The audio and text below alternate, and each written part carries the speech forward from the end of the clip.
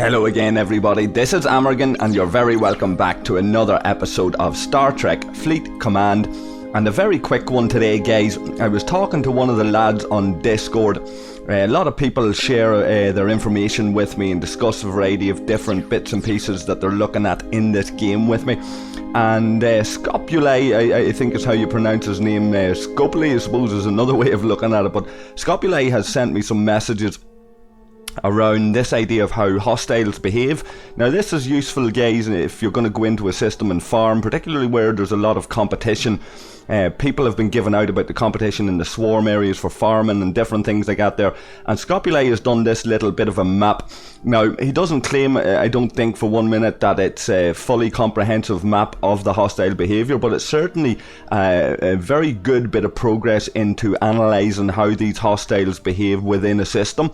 I've done a little bit of looking at it myself. It's very interesting. It seems to be accurate enough in terms of the locations and the spawn points. From what I can tell, the two central ones there, I'm not 100% certain on. I haven't analysed that too much, but certainly the ones in the outer ring there seem to be accurate enough in terms of where spawn points are. So they would be the spots that you would farm in. Now, if you look at how these swarm clusters are behaving, maybe the swarm hostiles act differently.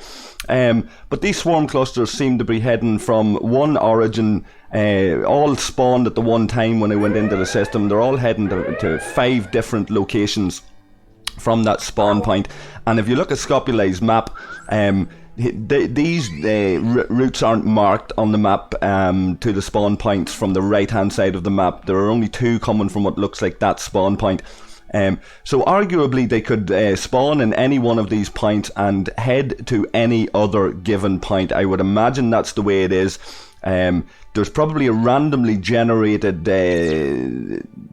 bit of game mechanics that says that it's going to go to a certain point, but it's certainly interesting to look at, guys. I wonder, has anybody else tested this and looked at this? If so, guys, come in the Discord, leave your comments below, look me up and we'll chat about this, share your own experiences. And certainly if you haven't and you're interested in this, go and test it, guys. Look back on this video, use the little bit of a map. It's certainly a good starting point if you want to do a bit of farming. But the ability of these mobs to spawn, like there's 3 spawned at the one point right on the tail of each other. I've seen this happen a couple of times as well. Yeah, guys, leave your thoughts, analyse this map.